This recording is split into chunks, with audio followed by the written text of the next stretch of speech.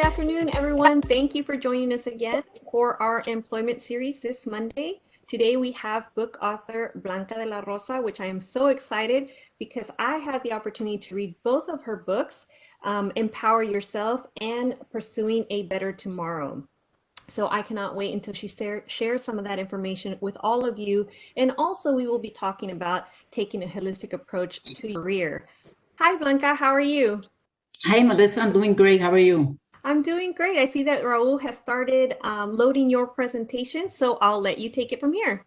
Okay, thank you, Melissa. And good afternoon and welcome to all of you that are joining. I hope that you find the next hour instructive and illuminating. Before I begin the presentation, I want to give you a brief summary of my background. I was born in the Dominican Republic and raised in New York City. As an immigrant growing up in New York City's public housing from humble beginnings, and despite a myriad of obstacles, I was able to rise above some of those challenges. I graduated from Pace University with a bachelor's degree in international business management, and I established a successful 34-year career with ExxonMobil. I entered the corporate world in 1982 while still working on my undergraduate degree, which I was doing part-time at night and working during the day, and after 6 years at a small law firm. And at that time, there was no one to offer advice on the do's and don'ts of the corporate world. So I had to learn things on my own by trial and error. And some of those, and I made a lot of mistakes along the way. Some of those mistakes cost me some career moves, and others I was able to overcome.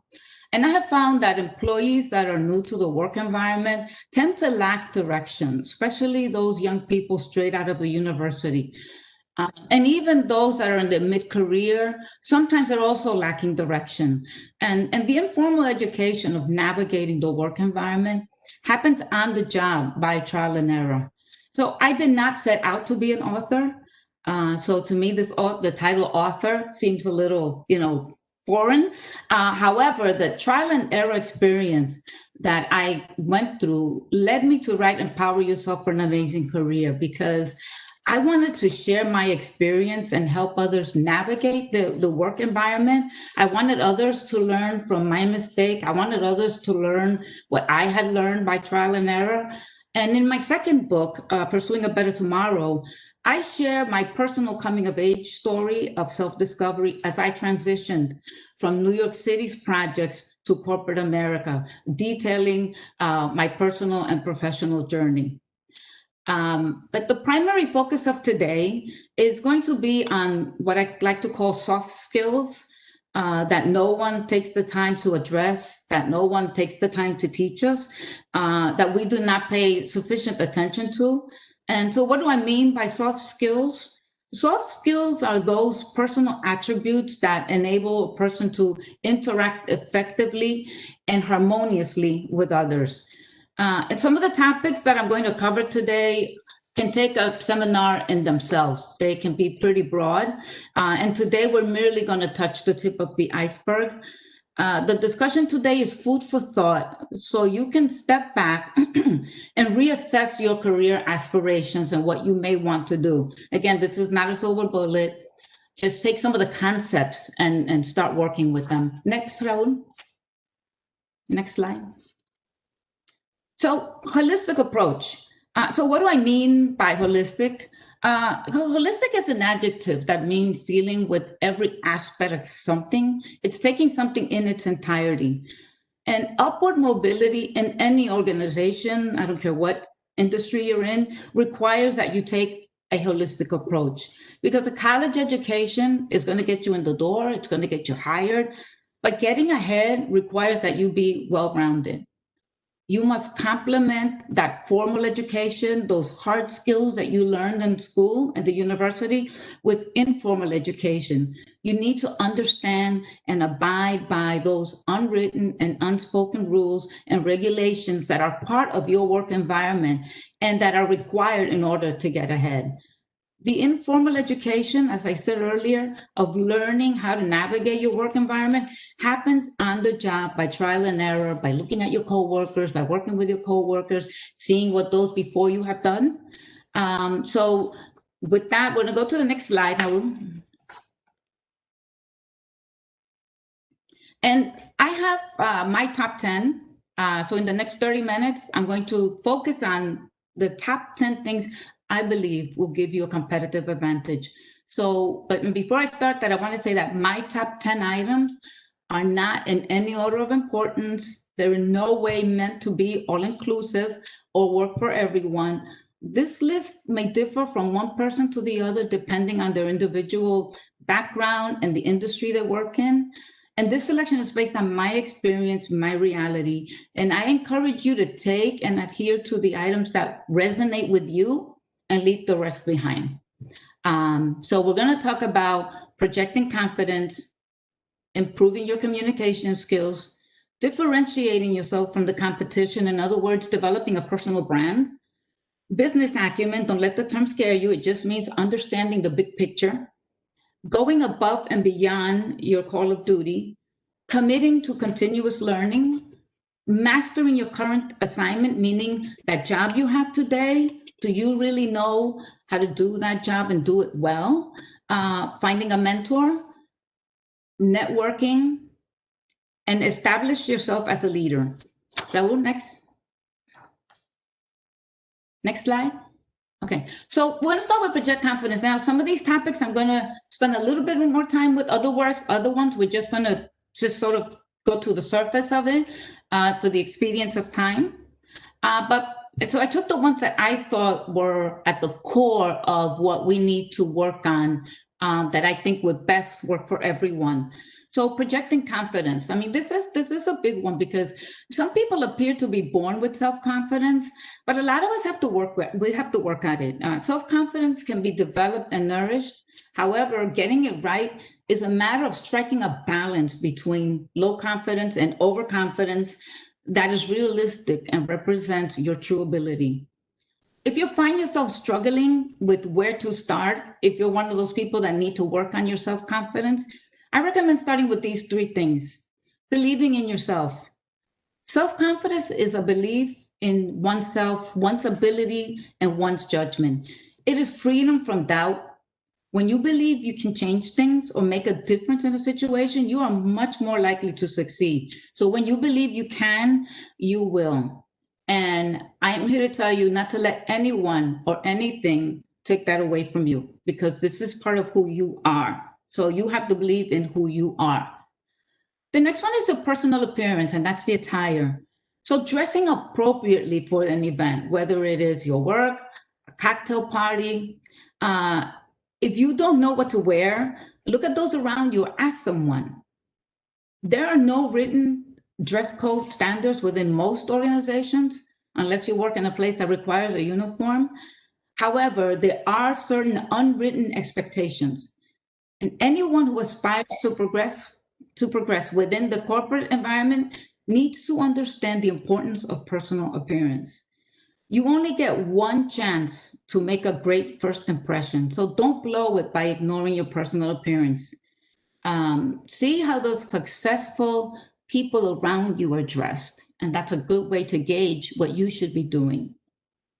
The next one is body language. Now, this is a big one. I'm going to talk a little bit about it now, and in the next slide, I'm going to talk about it again. But body language is nonverbal communication. It is natural and it is subconscious. Whether you are aware of it or not, when you interact with others, you're continuously giving and receiving wordless communications. You're continuously giving them signals.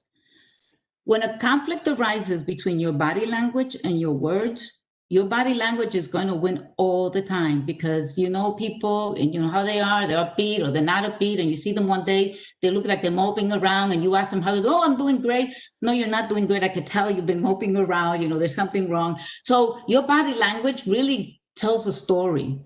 So when there's a conflict, your body language is going to rule every time. So how is your posture? You know, how do you sit? Did you know that the way you sit tells a story? You know, people with lethargic movements display a lack of confidence.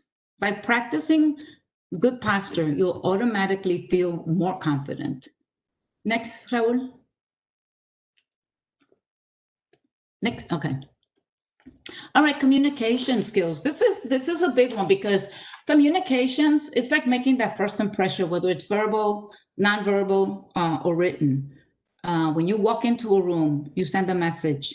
When you open your mouth, you send a message. When you write that email, you write a letter, you are sending a message and you are giving an impression. So this one is a really big one. And this is one that when I do seminars, I can spend hours talking about. But for the purposes of this discussion, we're going to keep it short. But this nonverbal communication, again, your body language. And I want to expand on this topic because it is something most of us do not even think about. And in most cases, we're not aware of how we are coming across to other people. We are not aware the aura we bring when we walk into a room. And your responses to events is both external and internal as your subconscious and conscious responses come through. However, body language makes up about 60 to 90% of your daily responses. And I know that this is a big number, but it is true. Because a lot of times you're not even talking and people could tell what's going on in your head.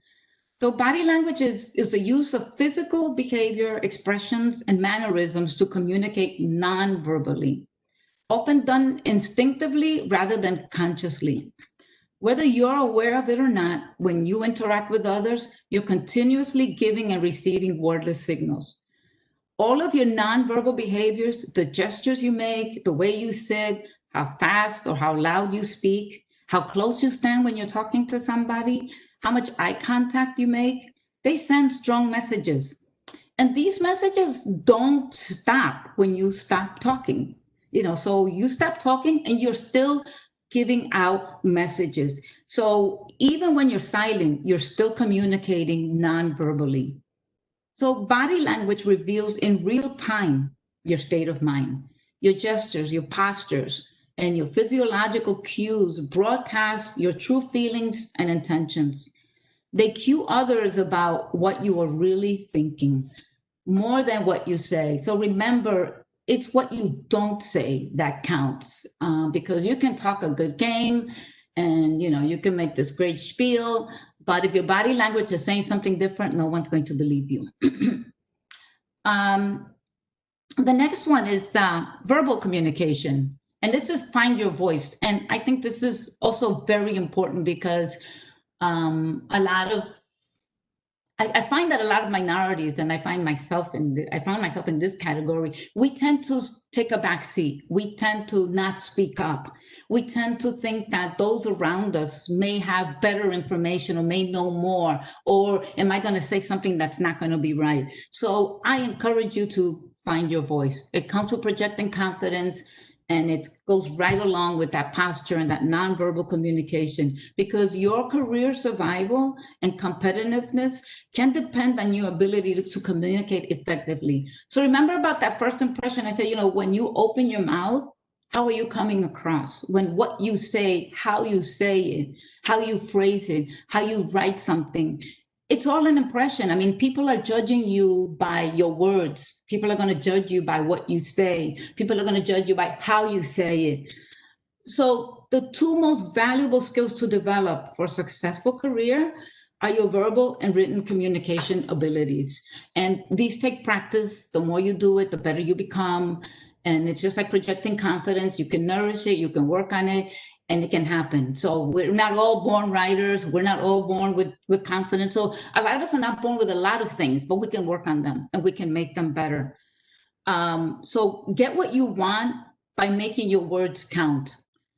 And the value of excellent communication skills cannot be underestimated, as they are necessary in all walks of life. No matter what you're doing, you still need to communicate effectively. Even if you're going to buy something at a store, you're going to negotiate, you're going to buy a car or whatever, you still need to communicate. You still need to have that ability to get your message across to others. So ineffective communication leads to confusion, poor decisions, and can have an adverse impact on your career progression. So I say, practice speaking, practice writing, take opportunities within your day-to-day to find situations that will allow you to practice your voice. I'm not saying that you have to do presentations all the time. I'm not saying that you have to stand up and talk to a group of 500 people. No, all I'm saying is take the opportunity and every opportunity you can find to speak up and present your case so that you can represent yourself and represent yourself well. Raul, next slide. This next one, the personal branding, this is also a big one because I don't care what anybody says, you are unique. You are an individual. And guess what? There is absolutely no one in this world exactly like you. Your personal attributes are the things that distinguish and set you apart from your competition. Your neighbors are not like you, your co-workers are not like you, because even though you all may be doing the same job, but you all bring a different flavor. You all bring your background with you. You all bring your what you learned from a previous job. So we all bring something different. And when you take that combination, nobody is exactly like you. So you are unique. And I want you to think of yourself as a product. And as a product in the market, you need to develop a personal brand. You are in control of this personal brand. So identify your unique and transferable skills and strengths. Define and refine your personal brand so that you can enhance your marketability, differentiate yourself, and stand out from the competition. So find a niche, look around you, assess your work environment. Do you have a unique skill, something innate, something that you're really good at, something you learned years ago from a previous job that can help you in your current position? So assess your work environment and look for opportunities to use those skills, to use that innate ability you have to stand out and to work it in your work group and say, okay, this is what I can bring that nobody else can bring. This is what I can do. And this is how I can do it, because a lot of us do the same thing, but we all do it different. If you understand what I mean, meaning you bring your personal flair to that job. So take advantage of that personal flair and be your own campaign manager. Network and promote your most marketable and transferable skills, experiences, and expertise, because you are in the best position to manage this campaign. If not you, then who? Your boss? Your co-workers? No, you have to speak up for yourself. You have to say what you bring to the table. You have to say, this is what I can do, and this is how I can do it, and this is why I'm the best person for that job. Because you know what you have to offer, what you bring to the table, so showcase it whenever you have the opportunity. Because not only is it essential for you to get to know people when you network, but people have to get to know you. And how do they get to know you? You have to market your brand. You have to develop that brand. You have to be consistent with that brand. You have to say, this is who I am, this is how I do it, and this is what I bring to the table, and I'm the best person for this job. So toot your own horn, leverage your personal style, values, and talents, and don't be shy about self-promoting them. Remember, find your voice. This is certainly not bragging. It is marketing this product called you. So define yourself, because if you don't, guess what? Someone else is going to define you. And that's the last thing we want. We don't want anybody else to define us. We want to define ourselves. Saul, take it away. Next slide. Excuse me. So SWOT analysis, I'm sure you've all heard about strengths, weaknesses, opportunities, and threats. And this is where you identify your ground zero. So when you're going to develop that personal brand, you're going to develop a plan for your career, you need to identify those strengths, weaknesses, opportunities, and threats. You need to identify that ground zero, your starting point. So I encourage you to sit back, in the next few days and work on something similar where you list your strengths, those internal characteristics that create a competitive advantage. Like, what are you good at? What do people compliment you most on? What do your friends and your boss say about the way you do your job, or even just your personality? So let's talk about those strengths, put them on the list, and then we can see how those can help us move ahead, because your SWOT will enable you to define your brand and understand what you have to offer with those strengths. And similar with weaknesses, you'll also identify areas that need improvement. And these are the things that you're not good at, areas of improvement. I encourage you to ask others what they think. You may not like what they have to say, but it's important to listen to what others have to say and the way they see you, because a lot of times we don't see ourselves. We don't really see what others see. So I always find it helpful to ask others what they see. May not be what I see, but okay, let me think about that, take it back. Sincerely discard those that are just being nasty and just want to make you feel bad. Forget about those. This is just constructive criticism is what you want. And then you take the opportunities and things that you can use to your advantage. Identify someone or something that can help you accomplish your goals.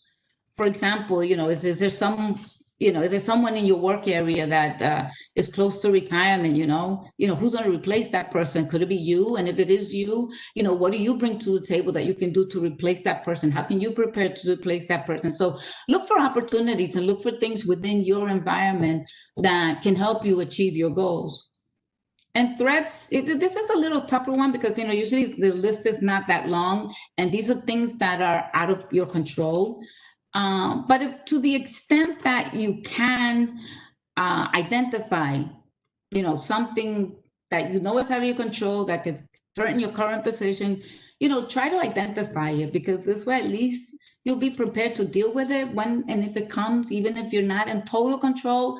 You say, okay, at least I've looked at it, and now I know what my strengths are, my weaknesses. These are some of the opportunities I have and threats. And this is something that is, it's a what I like to call a living document. So you need to work on this all the time and say, what has changed? Did I learn a new skill? That's a strength. Did my job change and now I have a weakness because I don't know the technology. I need to learn that. So constantly look at this and constantly look for new opportunities. Next. These 6 items are, I'm going to just touch again, just the tip of the iceberg on these. So go above and beyond. Always give people what they need, not just the job description that says what your deliverable is. And I'm going to give you a very simple example here. Somebody will ask you for a cup of coffee. You can simply give them a cup of black coffee, but they may need sugar, right? They may need milk, they may need cream. So you give them the 3 things, not just the cup of coffee. So when you're doing your job, think about, is there something else that I can do better in this position? And your current assignment, master your current assignment. This one is an important one because if you master your current assignment, it is likely that management will have confidence in your ability to achieve more. Because if you can't learn the job you're in, if we can't depend on you to do it right, then how can we depend on you to do a bigger job? And so you need to really learn what you were doing, master it, build upon the experiences from your previous job, add it to this one, and then prepare yourself for that next position. So focus on the now and what's right in front of you, and building and capitalizing on the knowledge from your previous jobs. Now, commit to continuous learning. This is very important, especially in today's age where technology just changes so fast. And you have to stay on top of what is going on in your industry and understand how it can be affected by changing laws, local events, or other world matters. Learning a new skill, technology, or process related to your industry. Always learning something, always staying on top of what your industry requires, whatever that is. And if you're nursing, there's something out there new. Aviation, what has changed, even if you're in the corporate world. Like I was in the energy industry, and gasoline is something that, okay, we have to prepare because, we've got renewable energy. So we have to prepare for what's coming and what's new. And continuous learning is one of the best ways to further your career growth. And mentor. This is important. A lot of us think we don't need a mentor. We don't need anybody to tell us anything. But, nothing could be further from the truth, because no matter what stage of your career, you'll often need someone to help you navigate your work environment and point things out. And these should be people that, honestly believe in you and your abilities and will be willing to help you navigate some of the challenges you may encounter in the workplace. And mentoring offers an opportunity to establish an informal one-on-one environment for coaching and feedback. It is very important because, your mentor may have a network of their own that you can tap into. This is the get to know people so people could get to know you. So people could get to know about you and your abilities. And it's a way to really navigate your environment and have others, because, if you work in a large company, you work in a small department, well, nobody outside of that department knows you. But if you start networking outside of your department, well, then they'll know you, somebody knows you, and they'll know about you. So this is a good way to get out there and let people know who you are, what you bring, what your personal brand is. And then establish yourself as a leader. This leadership one is a little tricky because some people are born leaders, just like some people are born, with confidence. But I would argue that you do not have to be assigned a supervisory or managerial position to practice developing your leadership style, because you can be a leader in anything. You can be a leader in your small work group. You can lead things, you can start things, you can lead the social groups. Look for opportunities within your work day to develop your leadership style, because leadership skills are developed over time with practice and experience. And if you aspire to have a formal leadership position within any organization, you need to start developing, refining, and defining your leadership style immediately. So look for opportunities within your workday to find ways that you can practice being a leader, so you can exhibit those leadership styles, because again, they do take practice. Not everybody wants to lead, but it's a good way for people to get to know you. When you volunteer to lead a work group, when you volunteer to take on an initiative, those are leadership skills that you'll learn. Raul, next. All right, the big picture. Business acumen. Don't let the word business acumen or what you see on the slide scare you, because all this really means is understanding the big picture, understanding what your company is about, and it builds your credibility and career. So most employees are responsible for a very specific area, and they have little understanding of the impact their day-to-day work and the decisions they make impact other areas of their company. So in order to make effective decisions, it's necessary for you to understand the big picture. And you may ask, why do I need to understand the big picture of my company or, in my workplace? Because everything is related. Your job is related to your neighbor's job. Your department's related to another department. And it's all this big thing that works together. So every business role is related to each other. You are a link in a chain. Your job is a link to that, and it's the bigger picture that gets put together of your company. So each aspect of the business relies on the other one. So somebody is relying on what you're doing, and you're doing it right for them to do their job. And guess what? If one of those links break, then the company's not going to work as well. And no job is too big or small, because even the small details need to get done, and they need to get done right. So most people only focus on their specific roles without considering how they impact and affect other departments. So looking at the big picture allows you to see how everything is related. It gives you the ability to make good judgment and decisions in particular domain.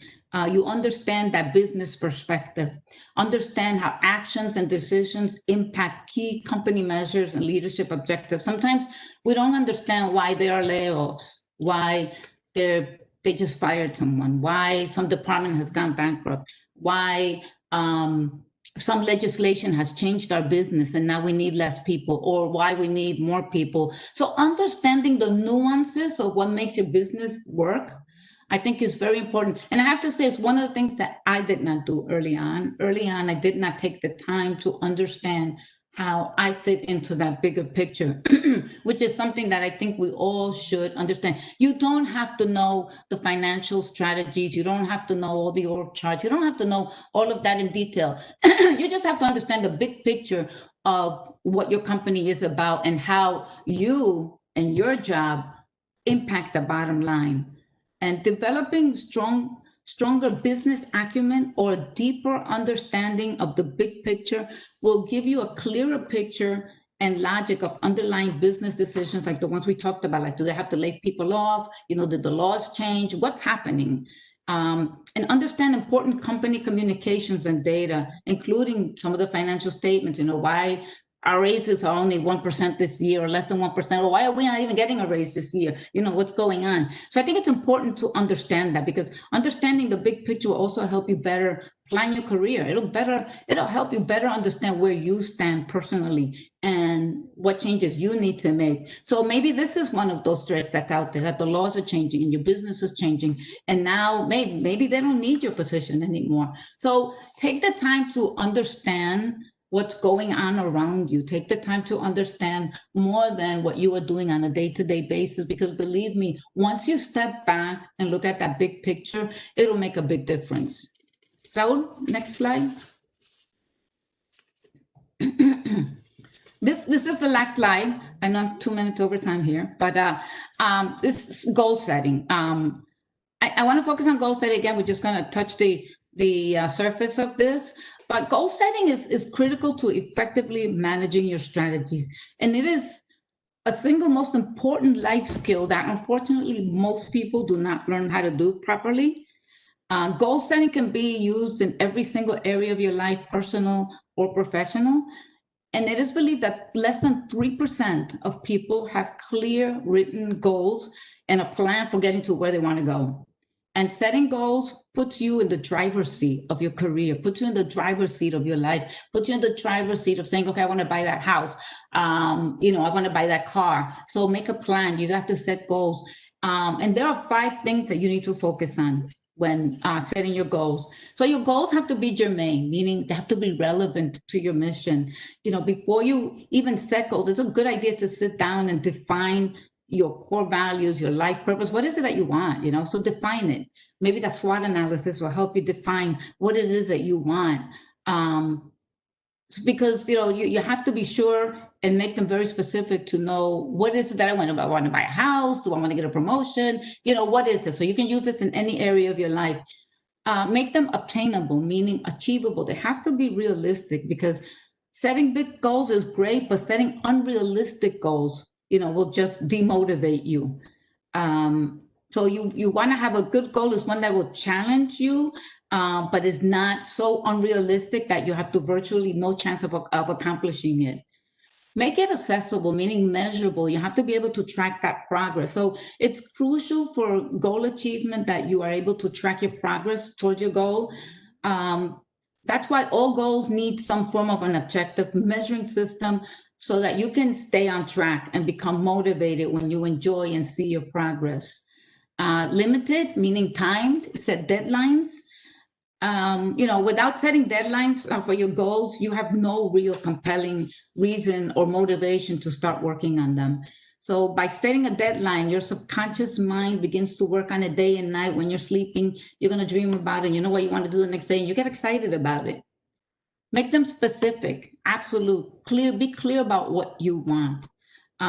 Success coach Jack Canfield states in his book, The Success Principle, that vague goals produce vague results. In order for you to achieve a goal, you must be very clear about exactly what you want. Often, creating a list of benefits that, what your accomplishments and your goals will give you, will bring your life, your goals to life. And will bring your mind a compelling reason to pursue that goal. So make it specific, make it tangible, make it germane. So goals are critical to effectively manage your initiative. So make them powerful, personal, and possible. Focus on one goal at a time, choosing the goal with the greatest impact first.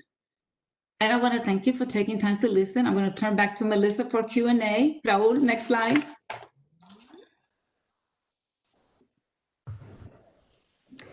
Thank you, Blanca. I love your presentation. I got to take a sneak peek at it before everybody else did, but I think all those soft skills, goal setting, all of that is so important to one's career.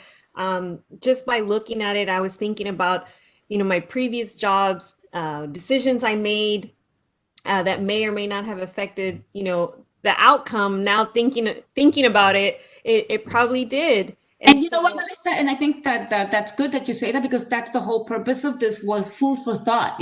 How can I get you thinking about something that you didn't do, want to do, where to go, whatever. But anyway, sorry, go ahead. yes, and it makes you think about, your abilities, what your Exactly. strengths are, what your weaknesses are. And I think we don't take the time to think about those kinds of things.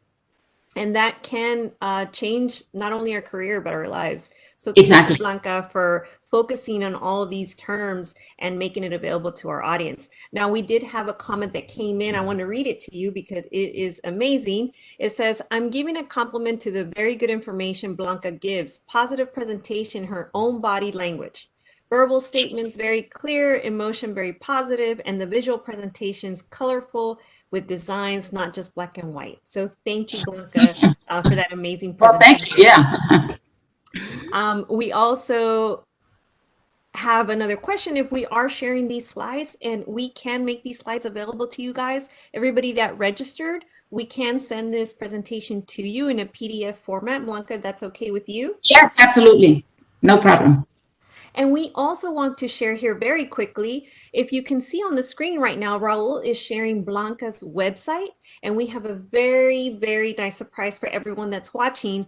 Blanca is giving you guys the opportunity to win one of her books. And I have both of them right here because I read both of them. And so, for all of you guys that are watching, if you can go onto her website, onto her contact me form, you can put your information in there and you can let her know why you deserve to win one of her books. And she is also given the opportunity to mentor one of you guys with 5 sessions. And so, I'm really excited to be sharing that with you guys. Again, her website is on Raul's screen right now. And you can go onto her contact form and write in your information and why you think you deserve one of her books and her mentoring sessions. So, Blanca, we are very thankful for you offering that to our audience. Yes, I like to give back. It's my way of giving back to the community. So for those of you out there who are wanting the book, Empower Yourself, or Pursuing a Better Tomorrow, or the 5 coaching lessons, I will be more than glad to work with you. Just let me know why you think you're the one. So find your voice and let me know.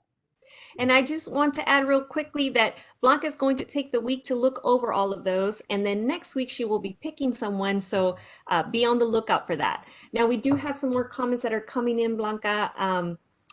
Everybody's just amazed with your presentation. So they are saying that this was an amazing presentation. Thank you. Excellent holistic approach. Very informative. Great presentation. Ms. De La Rosa was so high energy, very inspiring. Would love to have a copy of the presentation. So again, we will be sharing this presentation with all of you that are watching right now and that have registered. And Blanca, I am just excited for you and excited for us to be able to have this information. Now, I know you spoke briefly about your books. I did read both of them, and I want to ask you, on the cover of your Empower book, why the peacock? Why the peacock? Well, because peacocks are very proud animals. And when I say empower yourself, it's like the peacock walks around displaying its beautiful colors, displaying its feathers, and it's not shy about doing it. They know who they are. And if you look in the front of the book, it'll, like, the first page, it says why the peacock, and why I chose the peacock as my logo, because I think they represent who we are. They represent new beginnings. They represent what we can be. So they are amazing animals, and I encourage everyone to look up the peacocks. And when you get the book, read why I chose the peacock. Thank you, Blanca. We also spoke briefly about your background and your upbringing, and I wanted to share. I felt very connected with your story because came from a similar environment. I went into the oil and gas industry. I was also a paralegal. And sometimes it's very hard to transition from a place and an environment where you don't know any better, where nobody has told you about certain things. What can you share with our audience about your transition? Well, the transition is ever evolving. It takes a lot of time. Growing up in New York City's projects, that was a tough environment, and I do talk about in the book where, you can take the girl out of the projects, but you can't take the projects out of the girl, because the first 18 years of my life were in New York City's projects within a very difficult environment where differences were settled with fistfights.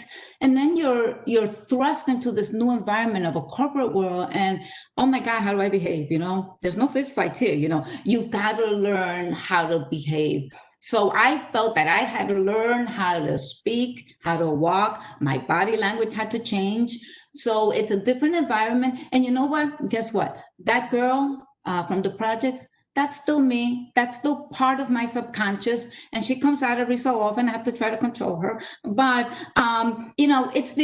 it's an evolution, and it takes time. And you know what? And you're not going to get rid of all of those things. They don't go away. They simply go back into your subconscious. And because they're part of who you are. I mean, they were my armor. This is what I had to do to survive. And when you have that, that always stays with you. The only thing is that when you're in a different environment, then you have to learn how to temper that. You have to say, okay, this is not right. And I find that that's one of the things that a lot of women, or I mean, a lot of people who have similar backgrounds, they don't see. Because I know I didn't see it initially. I didn't see that I was being too aggressive. I couldn't see that, I was coming across as too much.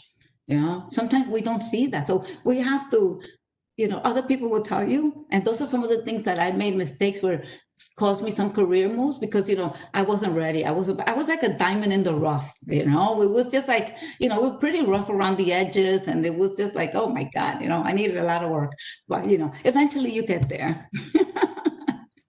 Well, you're talking about being too aggressive, being too much, but what about some of us that are not as aggressive, that are more timid, and we're not doing as much?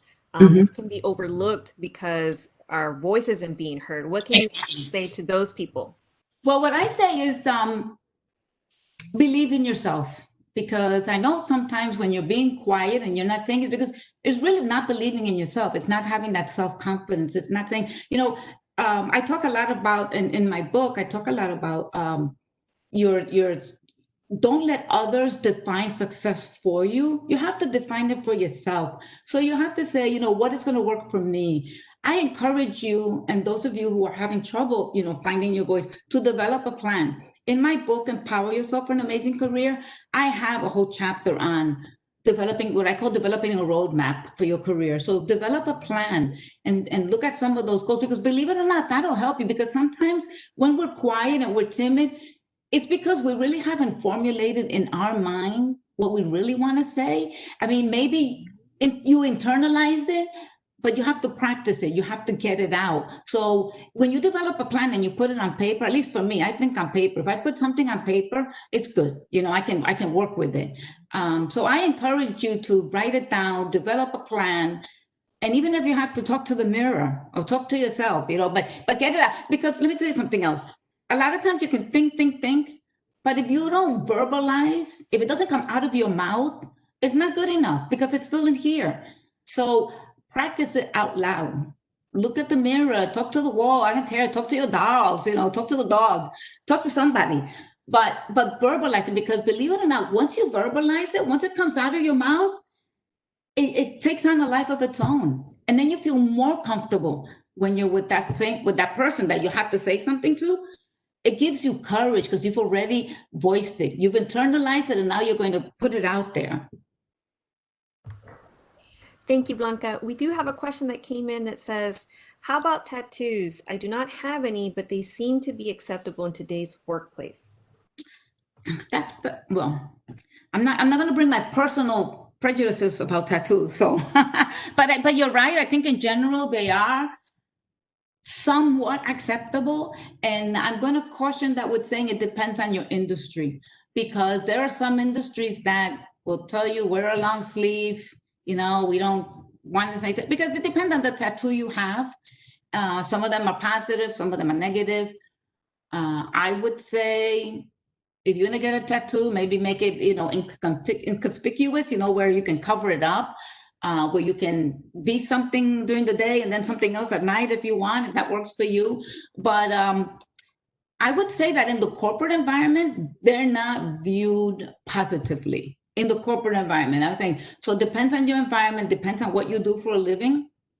So I will be very cautious with tattoos, because I think the jury is still out on tattoos. I know a lot of people get them. They're very popular. Young kids want them. But I always tell them, but you want a tattoo, just put it somewhere where you can at least cover it up, if you have to. Yeah. That's a good question. Thank you, Blanca. Now, somebody else is asking, you spoke about mentors. How can they get a mentor? What can you advise to those that maybe are not looking for one, but now that you've mentioned it, may be looking for one soon? Exactly. Well, here's the thing with mentors. You should have both male and female mentors, because there's going to be a time where you're going to need a mentor of a different sex than your own to give you advice. Try to find somebody within your workspace. Believe it or not, if you go to someone that you admire at work and you look up to, and you ask them to mentor you, most of the time they'll be happy to do it. So don't be shy about asking somebody to mentor you, or see if there's a formal mentoring program within your company. But definitely get a mentor, even if it's somebody outside of your company, somebody that can help you talk through some of those things, because it's important. Because no matter what stage of your career you're in, there are going to be times you're going to need somebody. You can mentor others also. You can take the time to mentor somebody, and that'll help you. Mentoring others does two things. It helps you work on your leadership skills, and it helps you work out what you may need from a mentor when you mentor somebody else. So if you've never had a mentor, maybe try mentoring somebody, but ask somebody you admire to mentor you, and you'd be surprised. I mean, they will be flattered that you think so much of them that you want to mentor. Usually somebody in your industry, somebody that would believe in you and that would give you good advice. Thank you, Blanca. We also have another comment question. This person is 68 and they want to be realistic about their plan, how to develop their plan. What can you tell our seniors that are watching us today about planning, even if you are 68, 65, whatever the age may be? I say age is just a number. It's just a number. It's all in the mental attitude. So I'm 63. I still plan. I still do.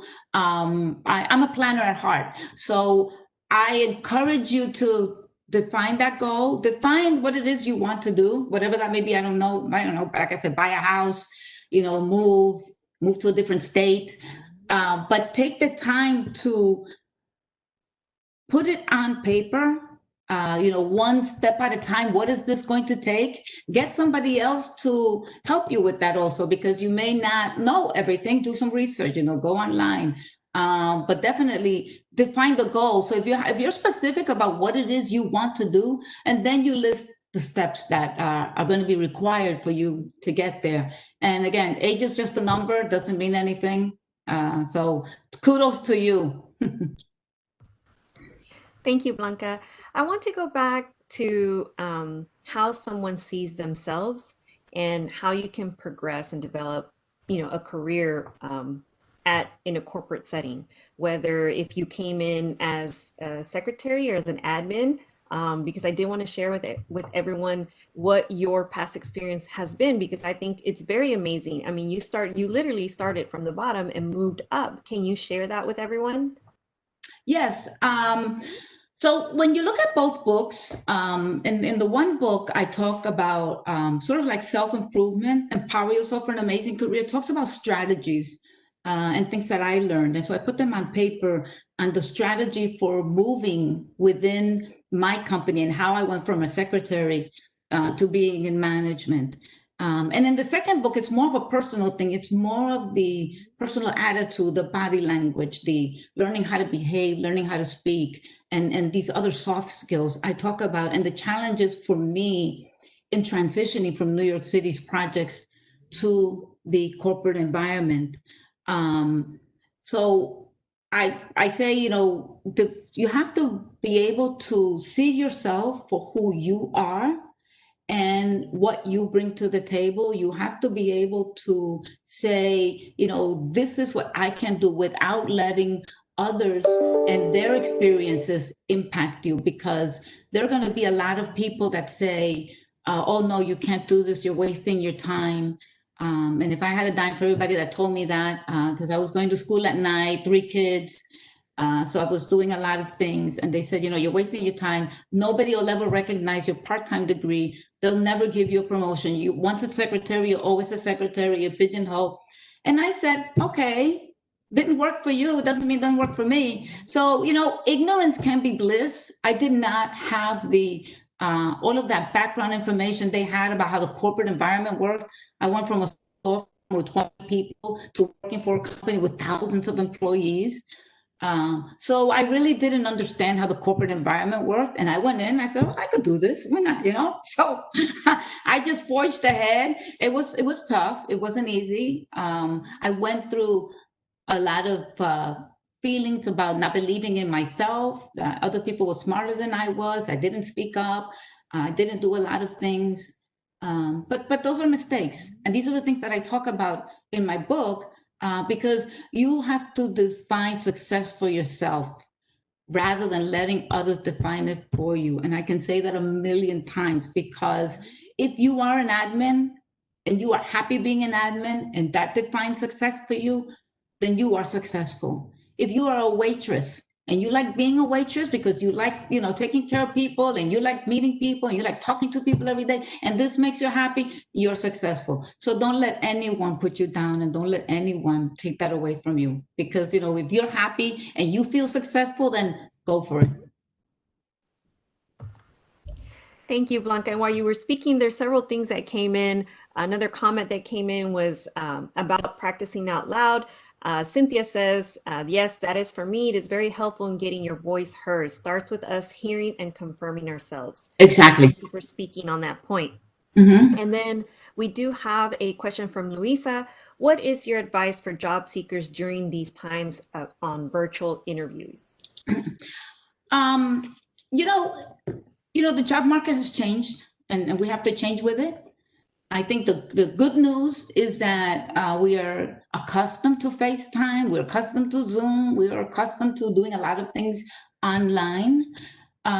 So I would say that the fact that you're doing a virtual interview, don't change anything about your appearance. Remember, you're making that first impression. Your written skills, your resume, I would say, have somebody else look at it, even if you have to have a professional look at it. That first email you send to request, the email you send to thank somebody or for giving you. So I would say that other than virtual, I wouldn't change a whole lot on what you should do to prepare yourself, because it's just as important. You're going to be judged the same way. And, you have that, again, you only have one chance to make a first impression. So you want to make sure that you get it right. So the fact that it's virtual, I would say, unless you think you're shy about being on camera, I wouldn't change a thing. I'm glad that you brought up shy about being on camera. And I know several of you guys have seen me do these webinars since May, since we started these. And I want to tell you guys that, yes, it is nerve-wracking. And yes, it's hard to make eye contact with the camera when you're doing these kinds of interviews. But take it from me that had never done any of this, I had to practice and really feel comfortable with looking at myself. I think a lot of us do not really look at ourselves when we're looking in the mirror. So Blanca, what can you tell everyone that's listening about being comfortable with actually looking at themselves? Well, that's, that goes to the core belief of loving yourself and believing in yourself. And, we have to stop being so superficial, because a lot of us are superficial, and that's We can't get away from that. We all care about how we look to others. Do we look good? Do we not look good? But at the end of the day, I think you have to, what comes across, you'd be surprised. So people may not focus on, was the hair exactly right? Was the makeup all right? Or, did they have the tie on right? They're looking at your essence. They're looking at your body language. They're looking at, how is she coming across? So yes, you can be shy, but believe in yourself. Step back and say, you know what, this is me, this is who I am, and you know what, I am unique and there is no one else exactly like me. So I'm going to go out there and put out my flair, put out my natural strengths and abilities, and I'm going to showcase it because this is who I am. And if I'm the right person for the job or the right person for anything, it'll come out, and you will exude that confidence, and it will come out, and that's what the other person will see. Not so much what you look like, but how are you coming across. Thank you, Blanca. We do have another question that came in, and this one says, how can you apply these steps when you have a felony background? Can you move ahead in the corporate world? Yes, that's a tough one, and I know that laws are changing around the state. I don't know if you can get this felony expunged, but if you can, I would suggest that you work on getting it expunged, but you can get ahead. I think we have, depending on what the felony is, there's more of an open mind to getting ahead. And they have more legislation that will protect you. And as long as you have the right abilities, and don't hide it, don't lie about it, because if you are upfront with somebody and they know where you're coming from and they know this is what you have and you are looking for that second chance, you'd be surprised how open people are and companies are with people. I mean, the worst thing is that they find out later on that you lied about it. I would say don't lie about it, be upfront, and you can get ahead. I mean, if you already have the job and you got the job secure, they don't need to know what happened. If it's not something, but if you're applying for a job, I would say don't hide it. But you can still get ahead, because unless it's, depending on the industry, and unless it's something like, you stole millions and millions of dollars, or you confiscated something, something really, really big, that somebody can't get over. I think that, a lot of people have, these drug felonies that really at the end of the day, they can get away from. I would say be open about it and be upfront, and you can still get ahead in your career. I don't think it should stop you. Thank you again, Blanca. We're wrapping up here, and I want to thank everyone for sending in their comments and questions. We really appreciate it, and I'm so glad that Blanca had the opportunity to answer some of those and receive some of your comments, which all were very positive. Blanca, I want to thank you again for being such a great speaker and having such a great presentation. As we're wrapping up here, would you like to say a little word or some words of advice here in these last minutes to our audience? Yes, I have a closing message. And the message is, the job market has changed, maybe forever with COVID, and it may change yet again. But having the right skills, has never been more important. So I encourage you to gain the soft skills and the hard skills and the confidence that can give you that competitive edge to adapt to everything in your workplace. So, the bottom line is that jobs can change, but you can develop skills that are transferable to any job and can last you a lifetime. And if there's only one thing you remember about what I have said today, let it be this. Remember that there is no one else exactly like you. You are unique. Your style, flair, attributes got you to where you are today. So leverage your personal style, values, and talents, and don't be shy about self-promoting them. Toot your own horn. This is not bragging. It's marketing this product called you.